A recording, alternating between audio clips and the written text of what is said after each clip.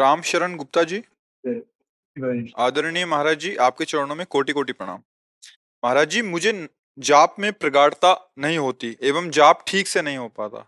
मैं 86 वर्ष का हूँ, हाथ भी कंपन करते हैं और शरीर भी अस्वस्थ। हाँ, अब इस समय तो एकाग्रता का पाठ सीखना बहुत ही मुश्किल है, क्योंकि कौमार अवस्था से यौवन अवस्था से जिसने अपनी इंद्रियों को वश में किया है, एक सेकंड में अपनी स्थिति में आ गया। अब जीवन भर विषय सेवन रहा है, व्यवहार रहा है, गृहस्थी रहा है। अब मन को एक लक्ष्य पे लगाना बड़ा कठिन है। तो एक जगह से हमारा काम बन सकता है, हम जिभ्या हिलाते रहें, राधा राधा राधा राधा। मन लगे न लगे, एकाग्रता लगे न लगे, जिभ्या से नाम जपने से भी कल्याण हो जाएगा। नाम के लिए एकाग्रता की उतनी आवश्यकता नहीं जितना सुमिरन की और जप की आवश्यकता। मधु जी कोलकाता से। राधा राधा हरिवंश।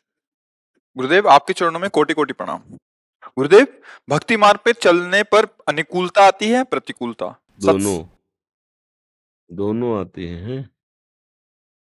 जब जैसा कर्म संयोग हुआ उसके अनुसार माया जाल फेंक देती है। भक्ति में चले कहो इतना लाभ, इतनी अनुकूलता कि भक्ति भूल जाओ और माया में आकर्षित हो जाओ, और कभी इतना भय, इतनी प्रतिकूलता, इतनी निराशा कि भक्ति छोड़ दो, तुम्हें भगवान पर अविश्वास हो जाए। ऐसी माया चाल चलती है। इसीलिए जो भक्त जन होते हैं, न अनुकूलता न प्रतिकूलता, वो समतुलता के मार्ग में चलते हैं। अनुकूल भी हमारे गिराने के लिए है, प्रतिकूल भी हमारे गिराने के लिए है। और शुभ कर्मों से अनुकूलता और अशुभ कर्मों से प्रतिकूलता। शुभ कर्म माने पुण्य, अशुभ कर्म माने पाप। तो जैसे लोहे की जंजीर वैसे सोने की जंजीर बांधने का काम दोनों करते हैं। इसलिए भक्ति मार्ग का पथिक अनुकूलता में भी भगवान की दया देखता है, दुलार देखता है, और प्रतिकूलता में भगवान की कृपा देखता है। कृपा दया से श्रेष्ठ है। दया तो सब पर है, पर कृपा विशेष पर होती है। जब प्रतिकूलता आती है तो एकमात्र भगवान का सहारा और एकमात्र भगवान की याद आती है। जब अनुकूलता आती है तो हम विषयों में भूल जाते हैं भगवान को। अनुकूलता से अच्छा परमार्थ के पथिक ने प्रतिकूलता को माना है। पर स्थिति जब तक नहीं आती तब तक ये ध्यान रखना चाहिए कि अनुकूलता प्रतिकूलता दोनों हमें भगवान से गिरा सकती हैं, भगवत मार्ग से हटा सकती है। इसलिए सावधान रहे, अनुकूलता में हर्षित न हो, प्रतिकूलता में शोकित न हो। जैसे अभी दिन है तो रात निश्चित आवेगी, रात है तो धैर्य धारण करो, दिन निश्चित आएगा। ऐसे ही अनुकूलता प्रतिकूलता शुभ अशुभ कर्म के क्रम से चलती रहती है। इसी से मुक्त होने के लिए तो हमें अवसर मिला है। अगर हम राधा राधा राधा, तो अनुकूलता भी हमारा अभिमान नहीं बढ़ा पाएगी।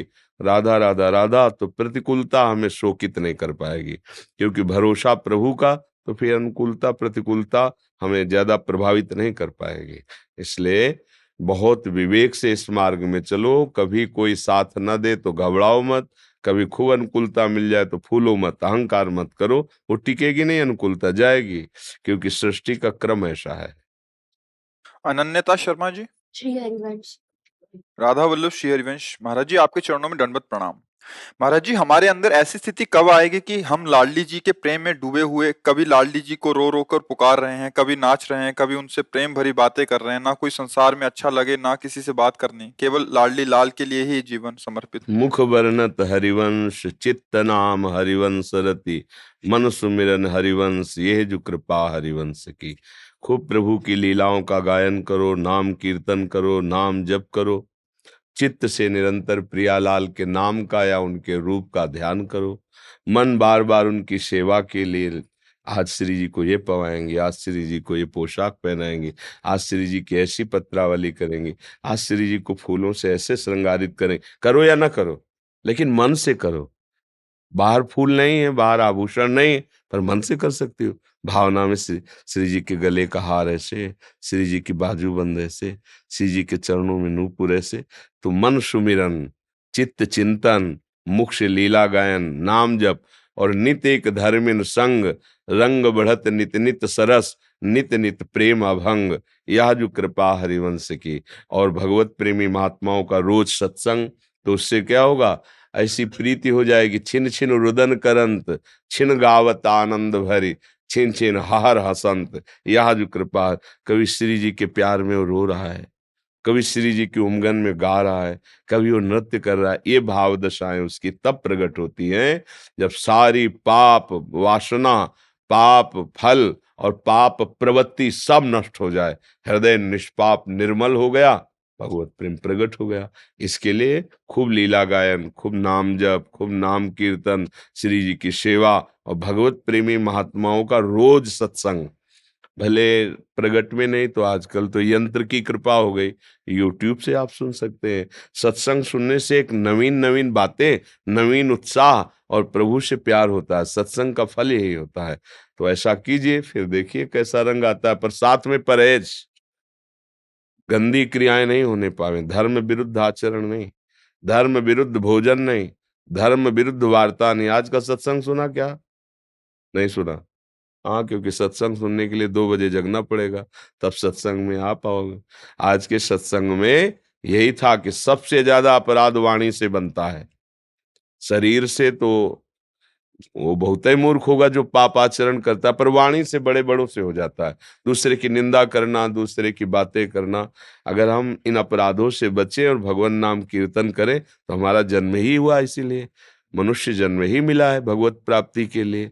तो हम प्रयासरत रहे, कोई अपराध न करे और सब में भगवत भावना करके खूब नाम जप, नाम कीर्तन करें तो भगवान कृपा करेंगे, हमें अपना प्रेम दे देंगे। प्रेम मिलना कठिन है, पर देखो वाणी से प्रेम चाहना एक अलग बात है, हृदय से क्या चाहते हैं? शरीर स्वस्थ रहे, खूब मनमानी भोग भोगने को मिले, खूब अनुकूलता मिले।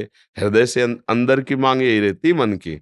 इस जगह अगर ये आ जाए कि श्री जी का प्रेम मिले, अब फिर बात बहुत जोर की बन जाएगी। अभी यहाँ है, यहाँ आनी चाहिए। हृदय में आ जाए कि अब जिया नहीं जाता आपके बिन। अंतरदाव लगी रहे, धुआन प्रगटे कोय, कह जाने दिलापनो या जा सिर बीती हो।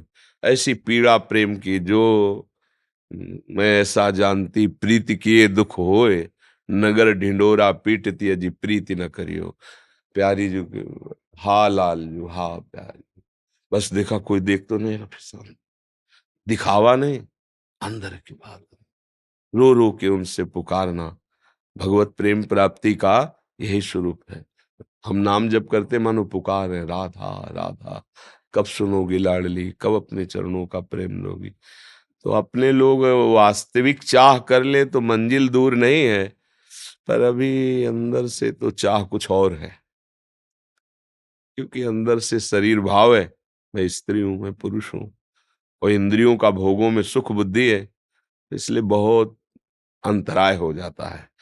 नहीं तो जब एक लगन लग गई तो फिर बहुत दूरी नहीं है। जब हम एक किसी चीज का दृढ़ निश्चय कर ले, मुझे प्राप्त ही करना है, तो उसी का चिंतन होगा जिसका महत्व होता है। अब श्री जी का महत्व हो गया तो और चिंतन कुछ हो नहीं रहा, तो व्याकुलता तो आ ही जाएगी, क्योंकि हम मिलने के लिए तड़प रहे हैं। हम कहाँ पावे, कैसे पावे, कौन मिला दे, तो एक ही बात बनी ना। अब रोना आता है, जब किसी का बस नहीं चलता तो क्या करता है? बिनु रोए किन पाइया प्रेम पियारा मित, रुदु सुस्वरम राजन कृष्ण दर्शन लालसा। हा कृष्ण, हा कमल दल लोचन। अब ये अंदर से आने लगे ना, बाहर से शांत बैठा है, अंदर से भयानक हृदय में व्याकुलता है, प्रियाजूला मिल गए प्रभु, तो अंदर की देख रहे हैं। हम लोग भजन में लगे, भजन से ये बात बनेगी। अंकुश जी, जय जय श्री भगवान। गुरुदेव आपके चरणों में कोटि कोटि दंडवत प्रणाम। गुरुदेव भगवान, विदेश में रहते हुए कई बार आजीविका कमाने के लिए ऐसी जगहों पर जहां अभक्ष पदार्थ बेचे जाते हैं काम करना पड़ जाता है।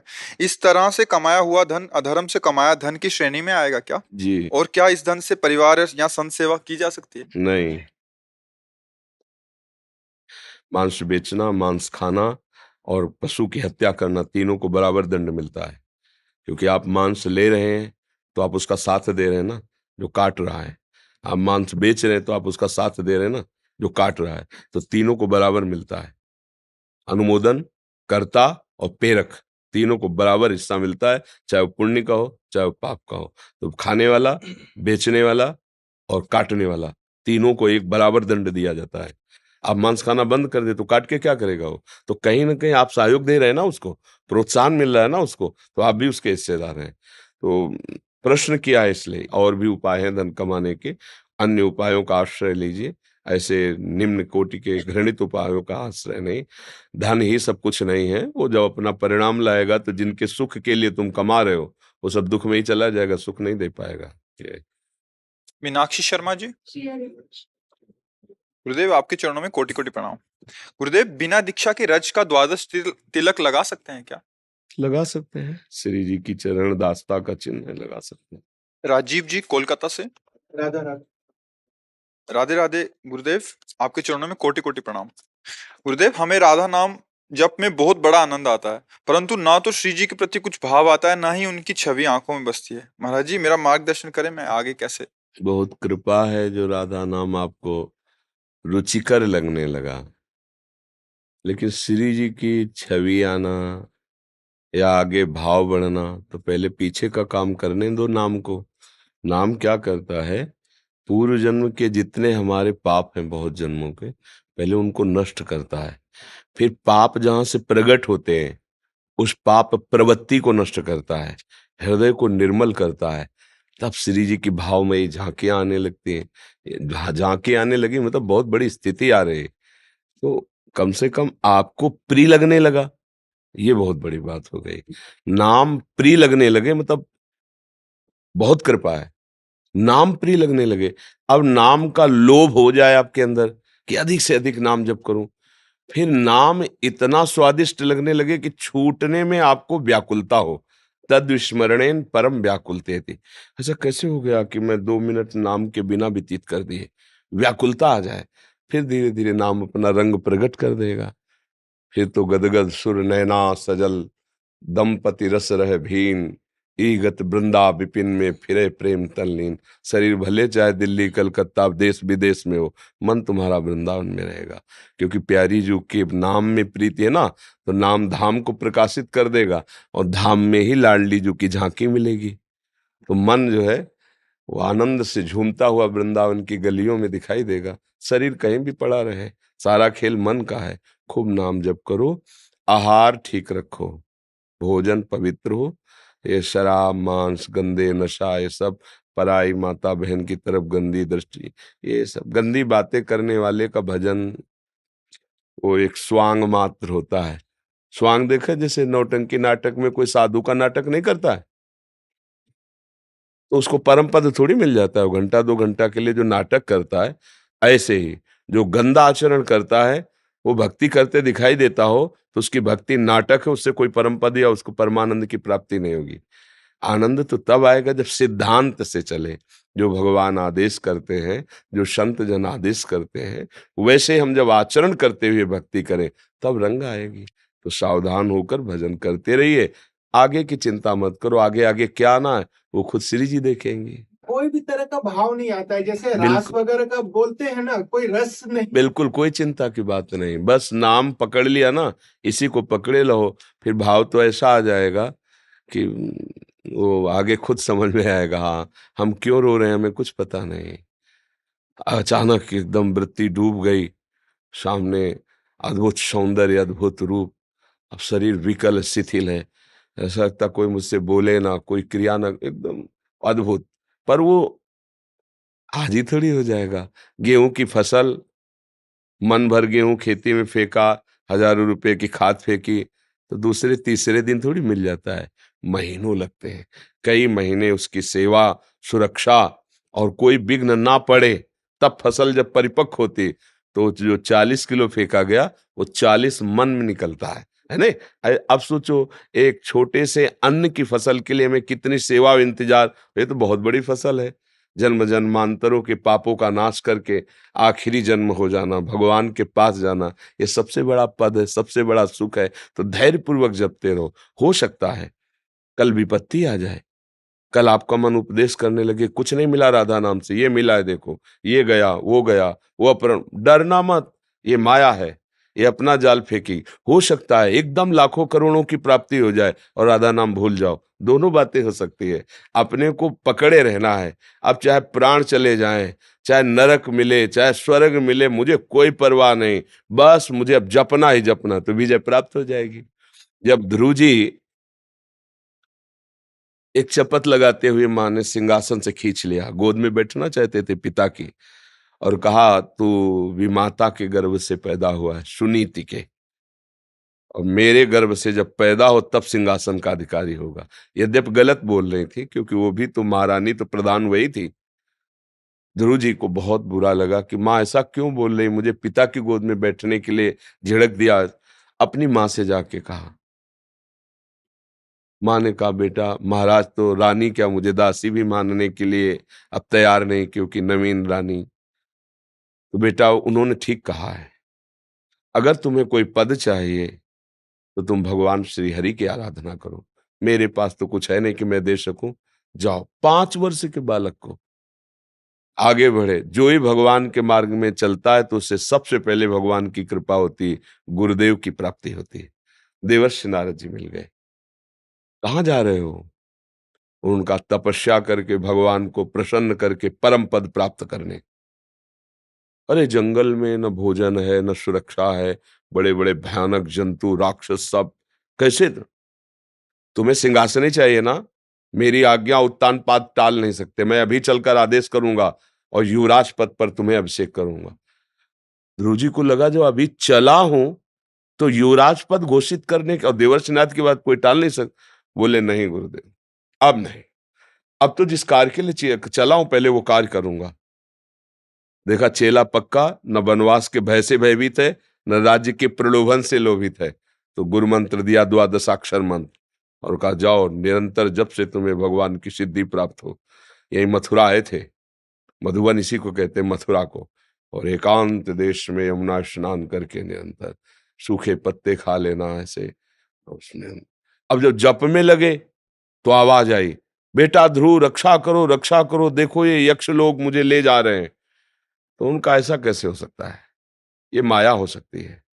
मेरी माँ जिसने आदेश देकर मुझे भजन के लिए, वो मुझे भजन से विचलित क्यों करेगी? बस आंख नहीं खोला, बड़े विघ्न आए, आंख नहीं खोला। छोटा बच्चा मच्छर काट रहा है, अन्य जंगली जीव आसपास, बस वही मंत्र जपना। भगवान साक्षात पधारे और वो पद मिला जिसकी सप्त ऋषि रोज परिक्रमा करते हैं। किसी भी कार्य के लिए फिर दृढ़ तो होना ही पड़ेगा ना, चाहे जितना सुख आवे या दुख आवे, हम फिसले ना, राधा राधा राधा, तो हम पहुंच जाएंगे जहां पहुंचना है। मोहित कुमार जी एटा से। गुरुदेव आपके चरणों में दंडवत प्रणाम। महाराज जी, आपका स्वास्थ्य खराब होने के कारण मुझे बहुत व्याकुलता होती है। इस पीड़ा को मैं समझ सकता हूँ मगर महसूस नहीं करा सकता। महाराज जी, अगर आपकी कृपा हो तो मैं इस पीड़ा को बांटना चाहता हूँ। महाराज जी, मुझे पता है कि आप श्री जी के आशीर्वाद से इस पीड़ा को सहन कर रहे हैं, लेकिन मैं आपकी कृपा से इस पीड़ा का एक छोटा सा हिस्सा बनना चाहता हूँ। महाराज जी, मुझे कृपा करें। हाँ नहीं, इसकी जरूरत नहीं, हमें कोई पीड़ा न थी, न है, न रहेगी। और शरीर कभी स्वस्थ हो नहीं सकता, कभी काम से बीमार है, कभी क्रोध से बीमार, कभी लोभ से बीमार, कभी मोह से बीमार। शरीर, बहुत से रोग हैं इसके, शरीर की तरफ ध्यान मत दो। हमारे संत भगवान भी तो स्वास्थ्य का मतलब दुख अपने में ले लेते हैं। लेकिन हमारे दुख है ही नहीं। जैसे आपको किडनी फेल है तो हम लोग सिद्धांत से चलते हैं, संसारी आदमी नहीं। जिसने इस किडनी को इस स्थिति में पहुंचाया है उसको पता है कि इस स्थिति में ठीक है, इसलिए पहुंचाया है। नहीं तो नए ब्रह्मांड की रचना कर सकता है तो मेरी किडनी की क्या बात है? मैं ऐसे प्रभु का सेवक हूं कि पलक झपकते अनंत ब्रह्मांडों की रचना कर दी, तो दूसरे का पेट फड़वा के उसकी किडनी लेके अपनी किडनी में डलवाना असंभव। तुम्हारे दासत्व से युक्त ये शरीर है, मन है, प्राण है, जितने दिन चलाना है चलाइए, और जब आपको बुला लेना है बुला लीजिए। हमको रहने की इच्छा नहीं है, हमको जाने की इच्छा नहीं है। आपको रहना रखवाना है तो रखिए, रखवाए तो देखो वही सेवा हो रही जो स्वस्थ शरीर से हो रही। 1:30 बजे रात्रि के जगे थे और 2:30 बजे इधर आकर के देखो सत्संग, वन विहार सब दिनचर्या चल रही। तो हमें क्या परेशानी है? किडनी भी बुरा मान रहे कि गलत जगह हम खराब हो गए हैं। ले ला, अब उसके लिए क्या, अब उसके लिए अब क्या कोई उसका आदर कर रहे हैं क्या? किडनी पेशेंट का ये लक्षण होता है क्या जैसे हमारी दिनचर्या चल रही? अब चल रहा है 9:30 बजे यहाँ से निकलेंगे, प्रसाद पाएंगे, जाके लेट जाएंगे, 4 घंटे डायलिसिस होगा, 4.5 घंटा में हो जाता है, फिर उठे फिर अपनी दिनचर्या में लगे। हमें क्या परेशानी है?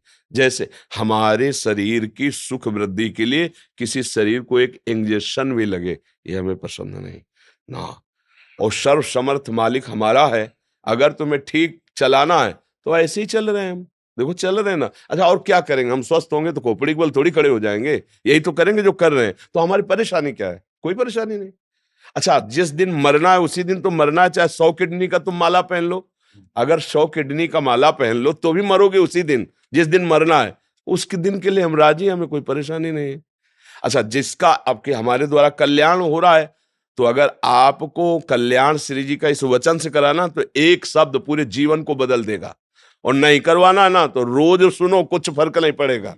तो हम लोग भागवतिक सिद्धांत को गुरु कृपा से जानने वाले हैं, इसलिए आपके भाव का स्वागत है, ऐसा ही भाव रखना चाहिए संतों के प्रति, गुरुजनों के प्रति। पर हम बिल्कुल संतुष्ट हैं, सच्ची कहते हैं हम, कोई अच्छा ये बनावट वाली बातें थोड़ी है, ये बनावट से चलेगा क्या, बिल्कुल प्रसन्न मुद्रा रहती है, श्री जी का बहुत दुलार है। स्वस्थ पुरुष जितना आनंदित नहीं रहता उससे कई गुना हम आनंदित रहते हैं। हमें 100 में 1% भी इसकी कोई भी दुख वृत्ति नहीं है।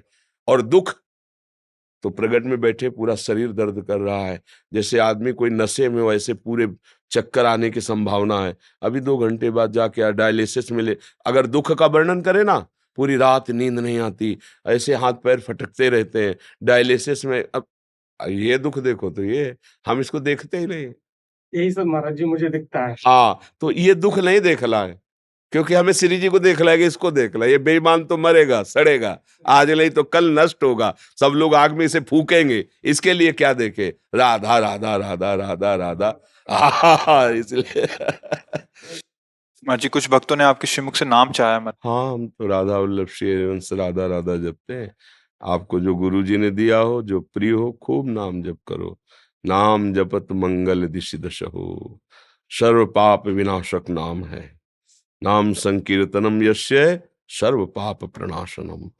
बहुत ही दुख भोगा है जन्म जन्मांतरों में, अब ऐसा कर लो आगे दुख न मिले। पीछे हमारे जो कर्म है वो तो दुख देंगे अभी, लेकिन आगे ऐसा कर लो कि अब दुख न मिले। और वो है भगवान का नाम लेकर दूसरों को दुख न देने वाली बात। अगर दूसरों को दुख दोगे तो तुम स्वप्न में भी सुखी नहीं हो सकते। अगर दूसरों के दुख देने की बात नहीं है और नाम जप कर रहे हो तो आगे बढ़िया सुख ही सुख मिलेगा, आनंद ही आनंद रहेगा। जाओ खूब नाम जप करो, अच्छे विचारवान बनो, अच्छा भोजन पाओ, व्यायाम करो, स्वस्थ रहो, संयम से गृहस्थी में भोग भोगो, क्योंकि ये जीवन बड़ा अमूल्य है, इसे व्यर्थ में नष्ट मत करो।